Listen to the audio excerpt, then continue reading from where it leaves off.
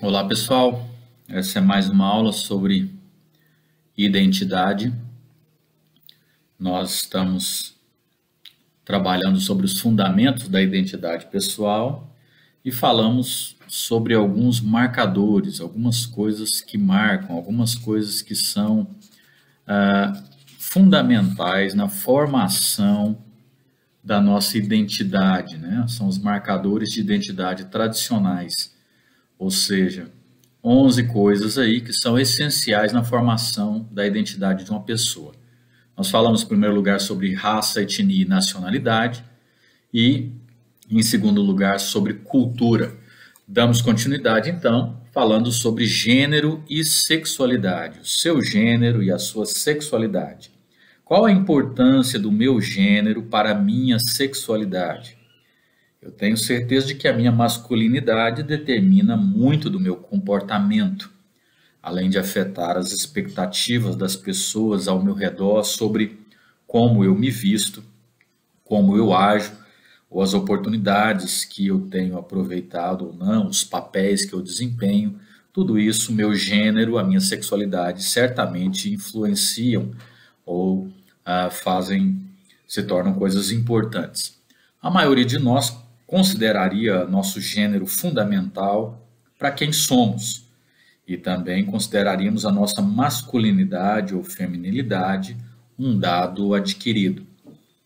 No entanto, para uma pequena minoria, o gênero é muito mais um problema para a sua identidade, especialmente para aqueles que se identificam como intersexo, trans, gays, transexuais e etc. Nós podemos de fato dizer que, em alguns círculos, em nossos dias, o gênero é considerado socialmente construído. Então não tem a ver com algo que você nasce, homem ou mulher, mas isso é algo socialmente construído, uma questão de escolha pessoal. É lógico que nós não temos espaço nesse estudo para trabalharmos todas as considerações e os problemas que dizem respeito a isso. O que pode ser dito em relação a esse assunto é que, mesmo dada a importância fundamental do gênero para a identidade pessoal, o Evangelho de Jesus anuncia uma identidade que de fato eclipsa a questão de gênero. Ou seja, pertencer a Cristo e estar em Cristo é mais importante do que o marcador gênero e sexualidade. O par de termos mais marcantes é Gálatas 3:28, né? Quando diz que não há judeu, nem gentio, nem escravo, nem livre, nem há homem e mulher, pois todos são um em Cristo. Então, quando Paulo, escrevendo aos Gálatas, diz isso, ele de fato coloca aí a importância maior sobre a identidade, pertencer e estar em Cristo, muito mais importante do que gênero.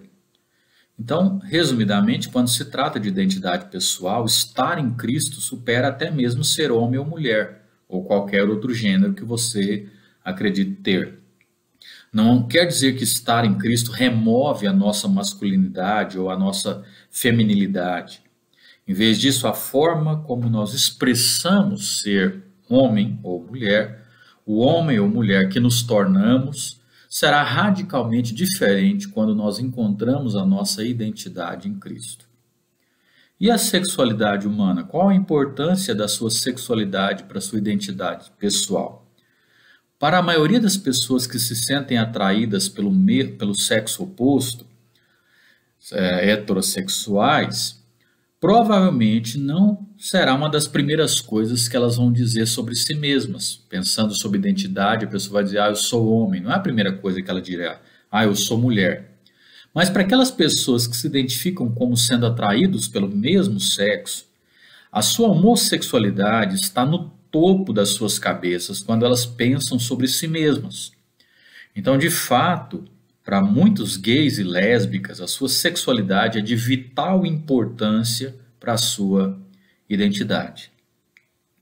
Acontece que a ideia de que a sua sexualidade é uma parte importante da sua identidade é uma noção moderna.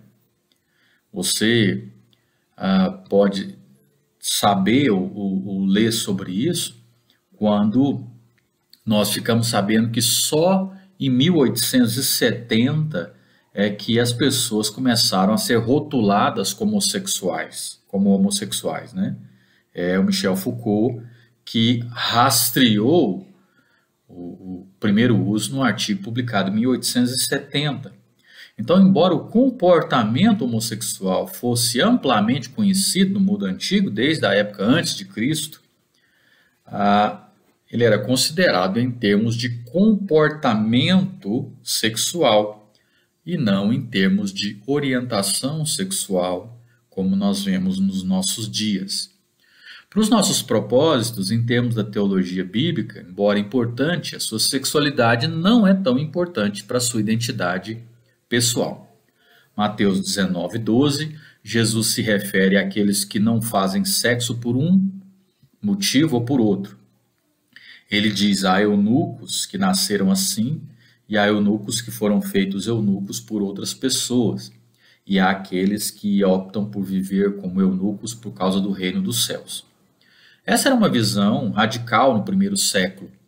Na verdade, um indivíduo chamado Philip Johnson, escrevendo sobre isso, ele observa que o próprio conceito de celibato de Jesus e esse incentivo ao celibato por causa do reino questionavam a visão tradicional do casamento como necessário para a perfeição humana.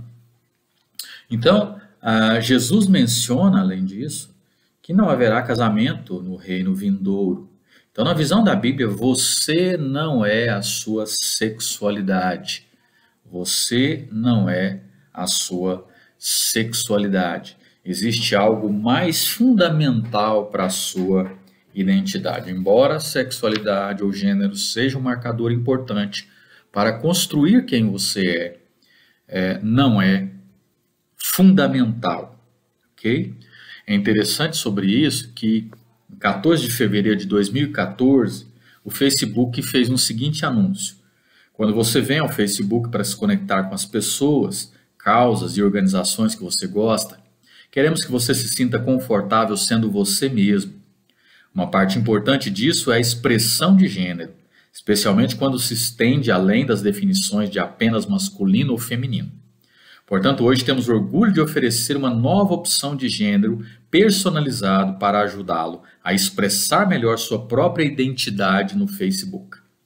Então, eles escrevem isso abraçando essa noção aí de a identidade, a sexualidade como importante para a construção da identidade pessoal, né? E aí existem mais de 50 opções, né? Incluindo queer, intersexual, pansexual, não binário, transgênero e etc.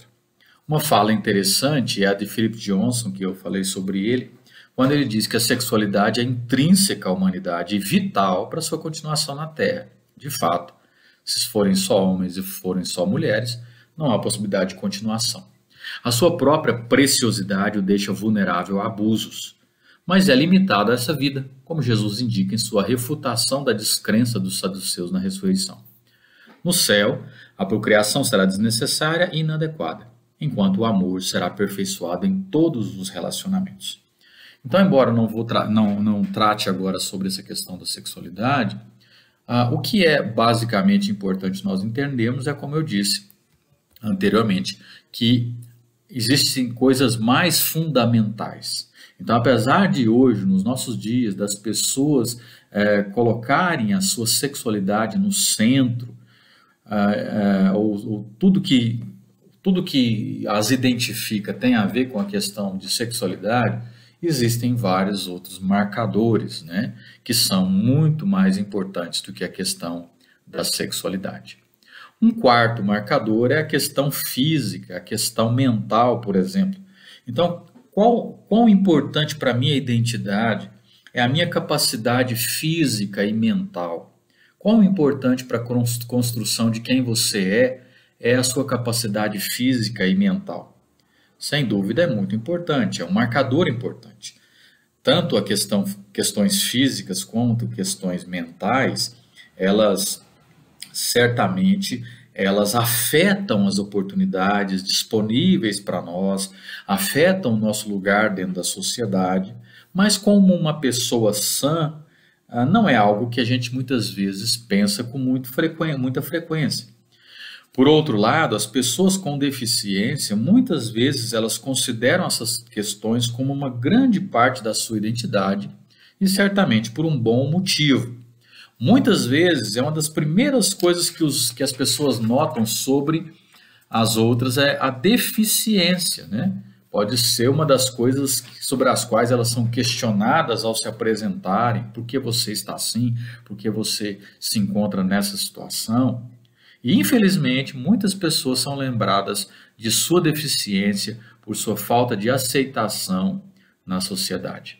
A Bíblia trata detalhadamente dessas questões que chamamos de deficiências. Muitas passagens tratam da cegueira, da surdez, da mudez, da claudicação, pessoas mancas, como também pessoas com distúrbios congênitos, perda de função por causa do envelhecimento. Com relação aos nossos próprios propósitos, ou seja, a questão específica da deficiência e identidade pessoal, a gente precisa notar ainda que muitas passagens na Bíblia insistem que as pessoas não devem ser definidas por sua deficiência. A deficiência mental ou física também não deve ser algo que se torne um marcador para a formação da nossa identidade pessoal.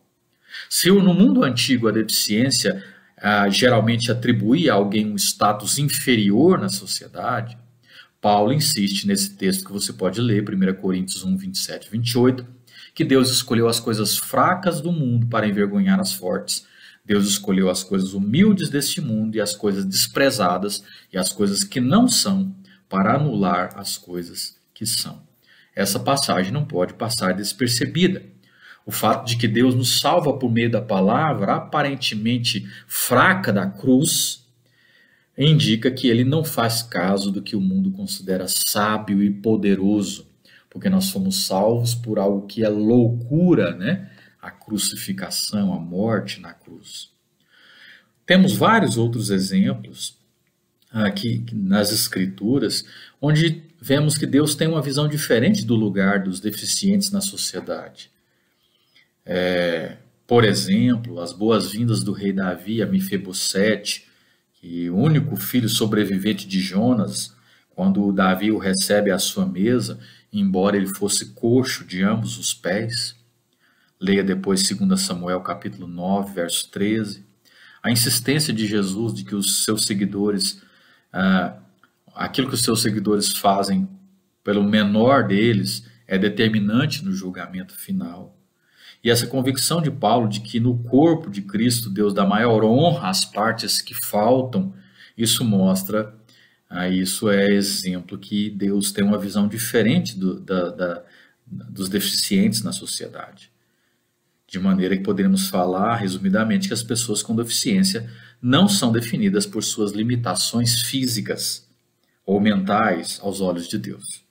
A sua identidade e valor são determinados de uma maneira diferente de como o mundo os vê. Ok? Então, que isso fique claro. As pessoas com deficiência não são definidas por suas limitações aos olhos de Deus. Ainda um quinto marcador, família de origem. Os pais deixam uma marca indelével em seus filhos por meio da natureza e da criação.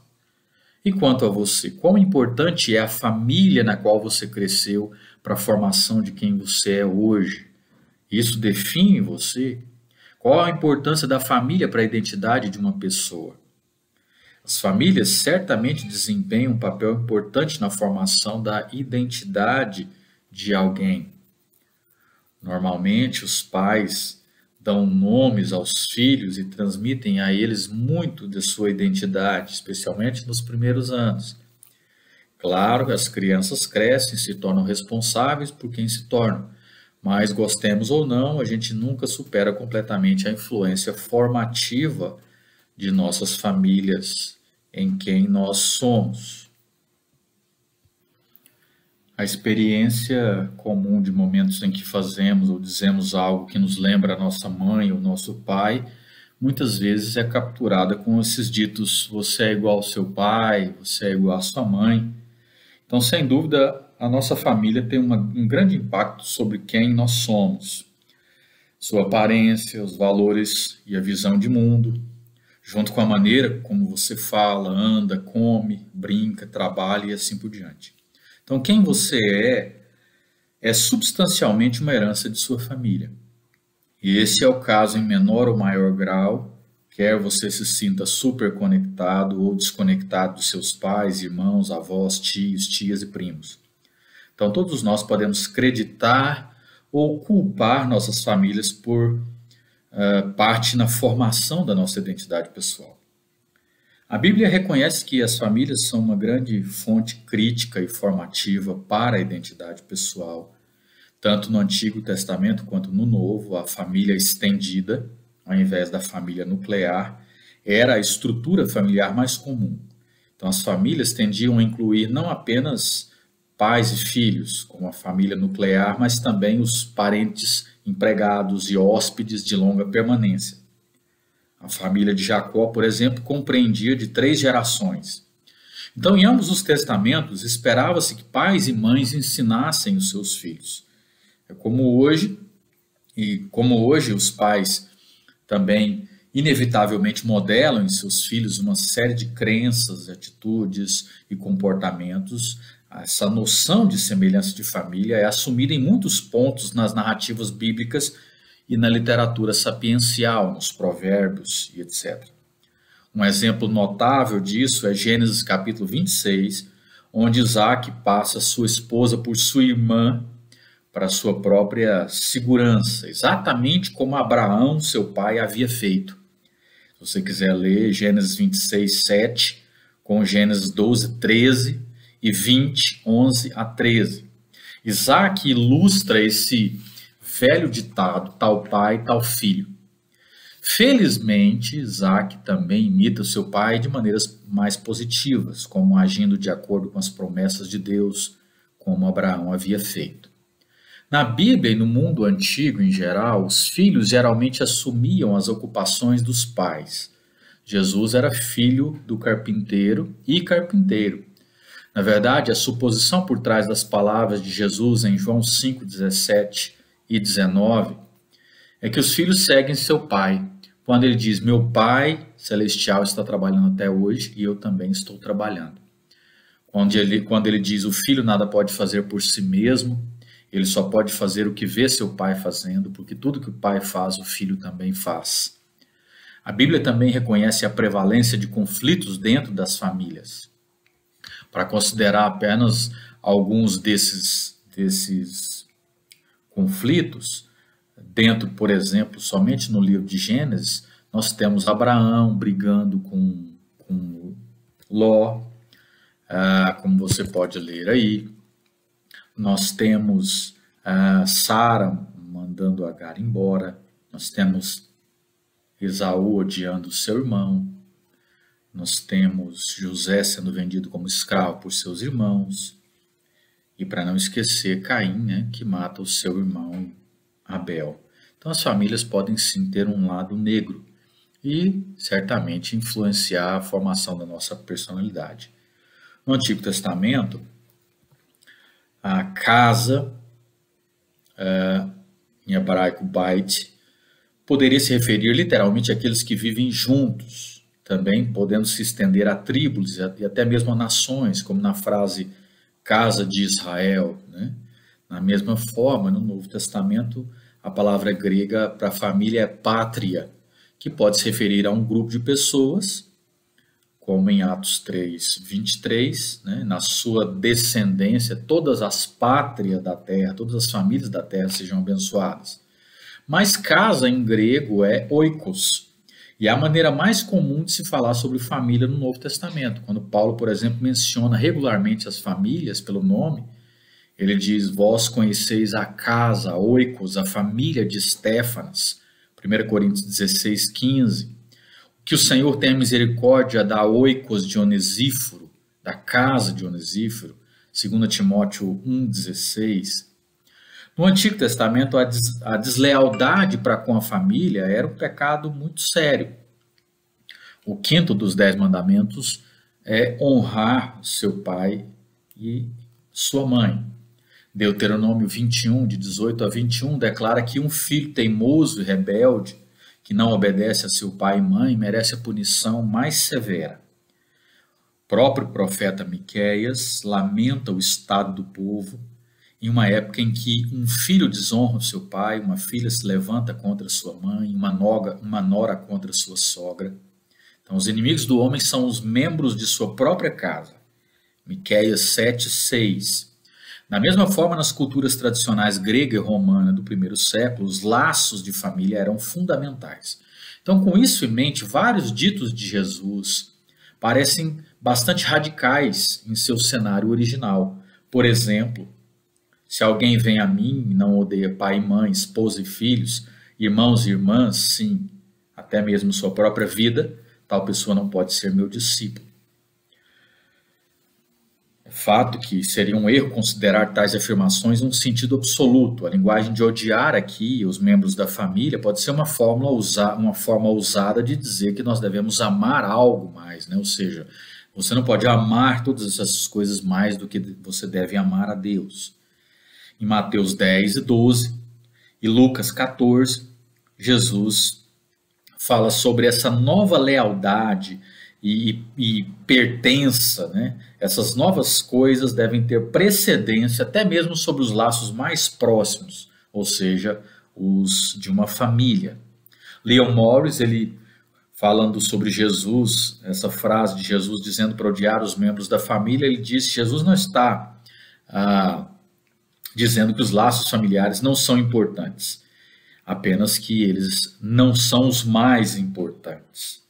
Então, assim como acontece na raça, etnia, nacionalidade, cultura, sexo e gênero, capacidade física e mental, a família de origem de alguém na Bíblia, embora significativa, não é, em última análise, determinante para a sua identidade pessoal. Outra pertença familiar tem precedência. Como nós veremos adiante, a identidade de sermos filhos de Deus introduz uma pertença e semelhança de família mais importantes. Sexto marcador ou fundamento da identidade pessoal é a idade. Qual a importância da sua idade para a sua identidade? Normalmente, nos nossos dias, as crianças, os que estão de meia idade, os que estão mais erados na vida, os mais velhos, parecem se referir à sua idade quando pensam sobre si mesmos e quando descrevem quem são. Por exemplo, uma criança fala: eu tenho 3 anos de idade. Ou um homem pode dizer: eu vou fazer 40 anos. Ou um outro pode dizer: eu sou um octogenário. Então, existem grandes diferenças entre as pessoas, mas não há dúvida de que a idade de uma pessoa, em qualquer momento, pode ser muito significativa. A Bíblia destaca, basicamente, 2 faixas etárias como especialmente significativas para a identidade pessoal: juventude e velhice. A juventude é a época de vigor, força e promessa, mas também de pressão, de tentação. Provérbios 20, 29 descreve a glória dos jovens como sua força. Jeremias 2, 2 fala da devoção dos jovens. A Bíblia traz vários exemplos de jovens piedosos, como Davi derrotando Golias, e mulheres como Ruth cuidando de Noemi. Por outro lado, a inexperiência dos jovens também é reconhecida na Bíblia. 2 Timóteo 2, 22 fala dos desejos malignos dos jovens. Tito 2, 6 incentiva os jovens a controlarem-se. E há muitos exemplos de jovens pecadores, por exemplo, os filhos de Samuel.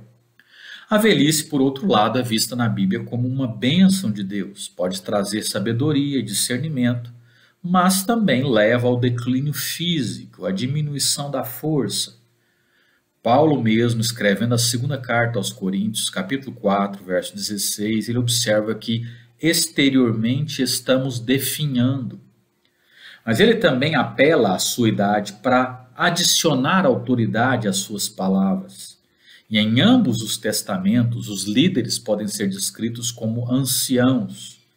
Por exemplo, Êxodo 3,16, 1 Timóteo 5,17. Mas, apesar da idade, da velhice, de serem anciãos, a velhice não leva necessariamente à sabedoria. E a realidade da saúde debilitada e das capacidades reduzidas é amplamente reconhecida. O próprio livro de Eclesiastes, capítulo 12, verso 1, descreve a velhice como os dias de angústia, nos quais uma pessoa dirá: eu não encontro prazer neles. Ok? Para darmos uma olhada rápida, Eclesiastes 12, de 1 a 5, o texto diz: é uma alegoria, né? Nada lisonjeira sobre as capacidades diminuídas dos idosos. Lembre-se do seu Criador nos dias da sua juventude, antes que venham os dias difíceis, e antes que se aproximem os anos em que você dirá: não tenho satisfação neles. Antes que se escureçam o sol e a lua e as estrelas, e as nuvens voltem depois da chuva. Quando os guardas da casa tremerem, os homens fortes caminharem curvados, e pararem os moedores por serem poucos, e aqueles que olham pelas janelas enxergarem embaçado, quando as portas da rua forem fechadas e diminuir o som da moagem, quando o barulho das aves o fizer despertar, mas o som de todas as canções lhe parecer fraco, quando você tiver medo de altura e dos perigos das ruas, quando florir a amendoeira, o gafanhoto for um peso e o desejo já não se despertar. Então o homem se vai para o seu lar eterno e os pranteadores já vagueiam pelas ruas. Aqui o corpo de uma pessoa é comparado a uma casa, né? Com guardiões trêmulos, referindo-se a mãos artríticas, né? Homens fortes se curvando para pernas fracas, trituradores param, os dentes faltando, né? E aqueles que olham pelas janelas escurecem, a vista deficiente. Mesmo que alguns dos detalhes restantes não sejam claros, o poema, obviamente, apresenta imagens que evocam pavor e tristeza enquanto a velhice avança e a morte aguarda, quando os enlutados saem pelas ruas. Não há dúvida de que a sua idade afetará quem você é, mas a idade não determina sua identidade pessoal em nenhum sentido definitivo. Cada época traz suas oportunidades e desafios. E você pode ser um velho, tolo, ou um jovem admirável. Você pode ser um velho sábio e um jovem tolo. E para os crentes em Cristo, assim como não sofremos como aqueles que não têm esperança, conforme Paulo diz a primeira carta aos Tessalonicenses, capítulo 4, verso 13, embora não sofremos como aqueles que não têm esperança, não envelhecemos como aqueles que lamentam desesperadamente por suas capacidades perdidas. Nós envelhecemos porque sabemos que a velhice faz parte da vida e somos gratos mesmo nessas oportunidades de envelhecermos e nos desafios que se apresentam a nós diante do fim. Esses são mais uns dos fundamentos, dos marcadores da identidade pessoal, embora, como tenhamos visto, eles também não afetam-nos como se tornando os principais fundamentos, né? São importantes, mas não são definidores da nossa identidade pessoal. No nosso próximo encontro, nós vamos ainda falar de mais alguns marcadores e ainda refletir sobre esses marcadores e a importância dos mesmos na formação da nossa identidade pessoal. Espero vocês até a nossa próxima aula.